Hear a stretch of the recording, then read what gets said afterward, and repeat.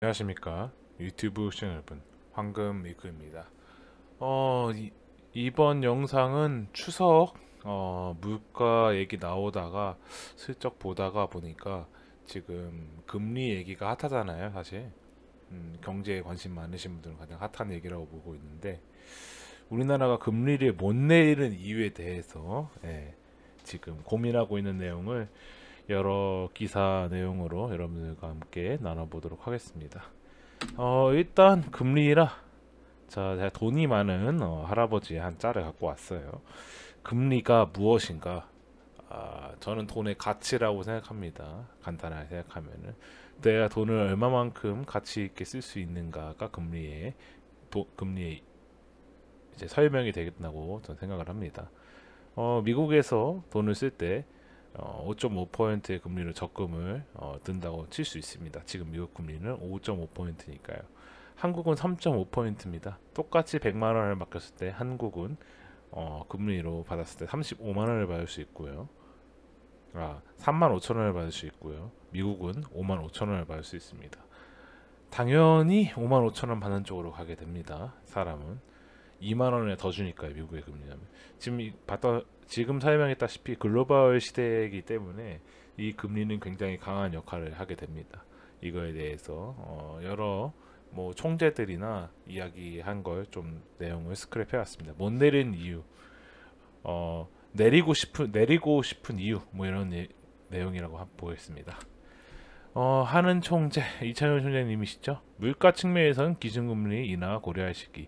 뭐 KDI 연구소나 여기저기 뭐 기사 보다 보니까 지금 내려야 할 적기다. 내수를 부양시켜야 한다.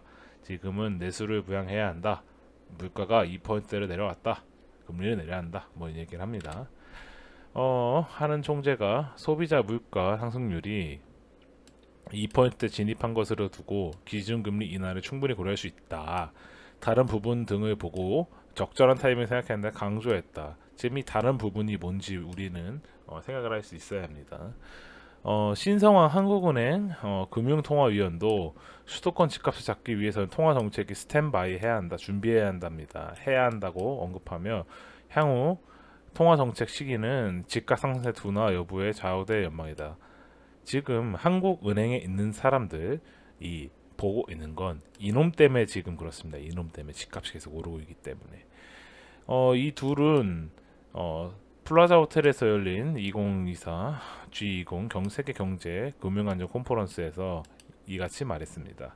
이 총재는 물가가 완전히 안정기에 접어들었다고 평가해도 되느냐는 질문에 완벽하게는 아니나 현재 예상으로는 큰 공급 충격이 없으면 앞으로 수개월 동안은 현 수준에서 조금씩 왔다 갔다 할 것이라며 물가 안정 측에는 생각한 경로대로 가고 있다라고 대답했습니다. 이날 발표한 소비자 물가는 대략 2%입니다.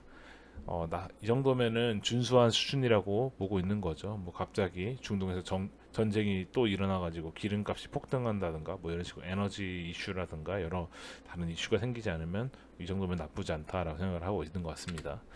근데 또 위에 매번 하던 얘기처럼 인플레이션만 보면 금리 인하를 고려할 수 있는 충분한 시기가 됐습니다. 우리는 다른 부문 등을 봐서 어떻게 움직이지 적절한 타이밍 생각해야 한다. 계속 다른 부문, 그러니까 지금 물가는 괜찮은데 뭐가 캥기는 게 있어 이렇게 얘기를 해주는 거예요. 힌트를 주는 겁니다. 제1순위 고려 요소가 물가가 집값이 됐으면 강조한 겁니다. 이게 중요합니다. 집값 때문에 지금 금리를 못 내리고 있는 거예요. 과거에 있던 일 때문에 얼마 전에 벌어진 일이죠. 금통위 내에 대표적인 비둘기파의 통화 완화 선호로 분류되는 신 위원도 이날 매파적인 입장을 드러냈습니다. 수도권 집값 상승을 두고 이미 버블 영역에 들어갔다. 금융시장의 안정을 상당히 저해할 수 있다고 지적했다라고 합니다. 지금 계속 힌트를 주고 있죠. 이 사람들은 이런 말을 해서 불안하게 하면 안 되는 사람들인데 이런 말을 하고 있다는 거 보면은 이미 수도권의 집값은 굉장히 많이 올랐다고 볼 수 있습니다. 뭐 여기 쭉 다음 내용은 서울 아파트 매매 가격 지난해 넷째 주에 0.26% 상승 23주 연속 상승세를 이어가고 있다.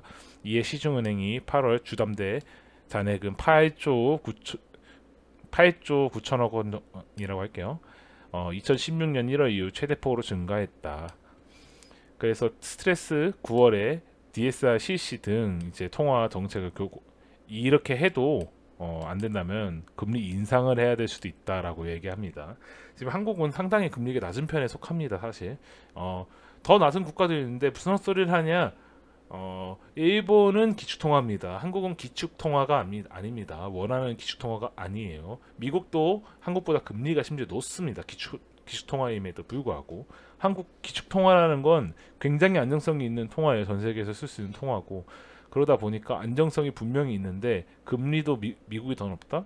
이건 말도 안 되는 거거든요. 그래서 지금 안 그래도 미장에 투자하는 사람들 굉장히 많잖아요. 비교했을 때는 굉장히 합리적인 판단이라고 저는 생각을 합니다. 예. 그래서 집값이 계속 상승하는 극단적인 상황에서는 금리를 올려야 할 수 있다라고 언급한 바가 있습니다. 이 사람은. 그러니까 대표적으로 금리 인하를 외치는 사람이 지금 긴축해야 한다는 얘기를 지금 하고 있는 거죠.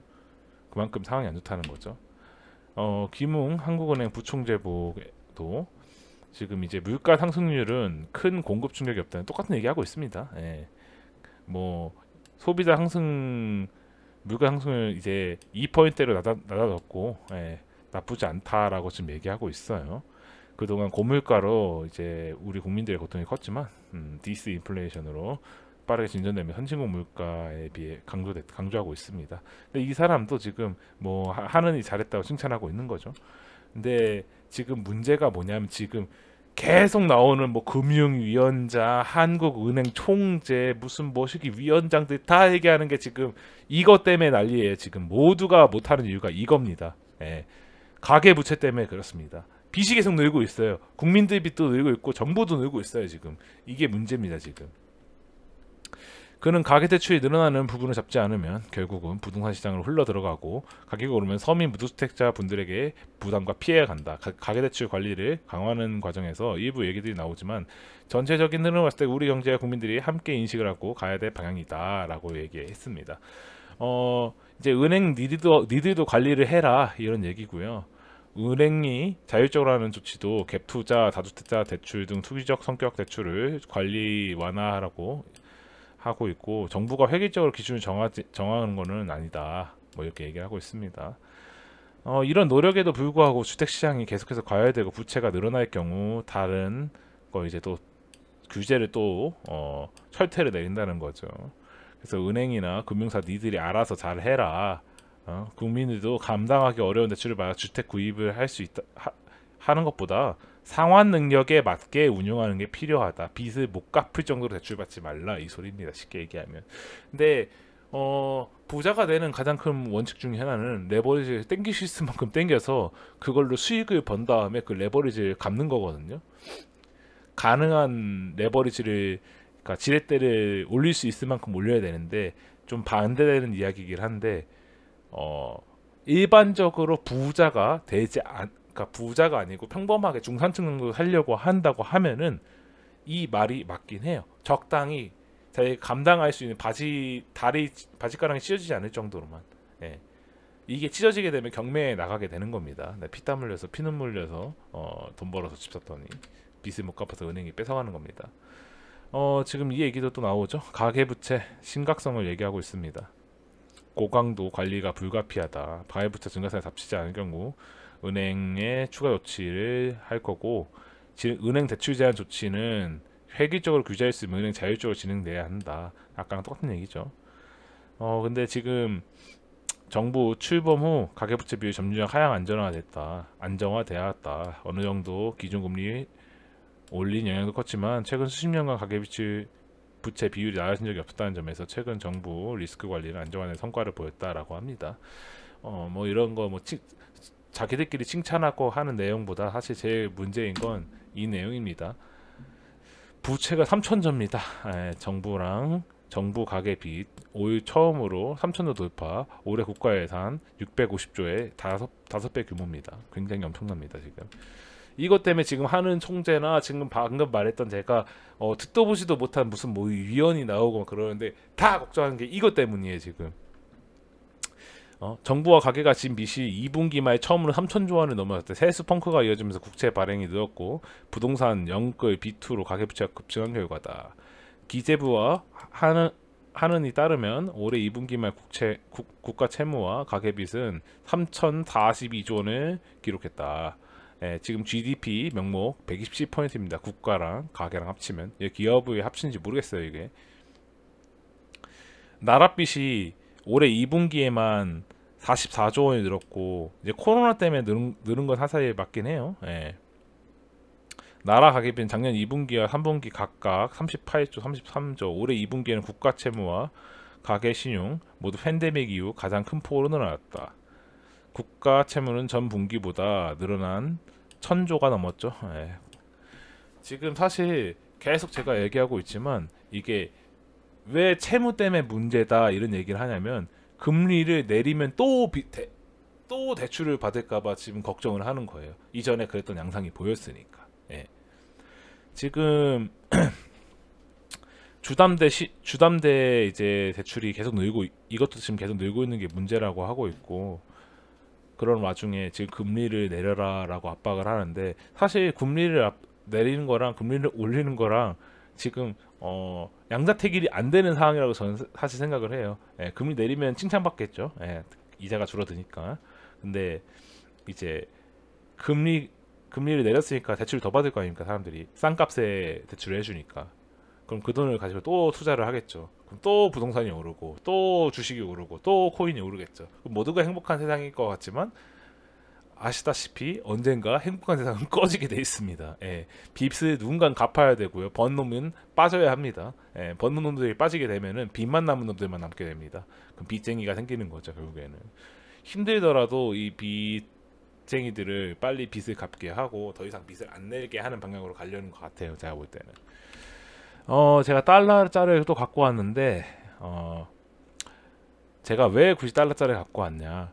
아까 설명한 내용과 같습니다. 미국 금리는 5.5%입니다. 미국이 0.5% 금리를 빅스텝으로 내려도 한국보다 금리가 1.5%나 높습니다. 이게 100만 원으로 설명해서 그렇지 1,000만 원, 이제 억 이렇게 넘어가면 이게 어떤 느낌인지 체감해. 그래서 세금 많이 떼잖아요. 세금을 떼도 내 주머니에 돈이 더 들어옵니다. 한국에 적응하는 것보다 그런 개념이 되는 겁니다. 그러면은 금리를 내리게 되면 외화가 유출이 되겠죠. 한국보다 더 비싼 나라로 가겠죠. 미국 금리는 미국의 시장에 돈이 몰리겠죠. 미국 주시장 더 오르겠죠. 이런 현상이 펼쳐지게 되는 거고 한국이 이제 금리를 올리게 된다. 그럼 좀 이제 외화 유입이 들어오게 되겠죠. 당연히 한국보다 다른 나라가 금리가 생각보다 맛이 없으니까. 근데 맛있는 나라 금리로 왔는데 국민들은 힘들어 죽을라 그래요. 왜냐면 빚을 많이 져놨거든. 아까 말했잖아요. 연끌, 비트, 코인 이렇게 다 박아놨기 때문에 이거 못 갚는 분들은 파산하거나 개인 회생하거나 또 이런 일이 벌어지게 됩니다. 서로 고통을 또 양분하게 되는 거죠. 그래서 이러지도 저러지도 못하는 상황이 됐다고 생각을 합니다. 지금 제가 한 줄평을 보통 쓰는데 오늘은 좀 내용이 좀 깁니다. 한 줄평은 아니고요.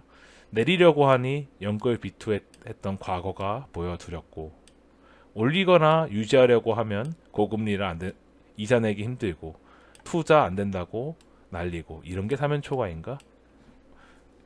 지금 대한민국 상황은 사실 이렇습니다. 굉장히 어려워요. 지금 빚쟁이들 많고요.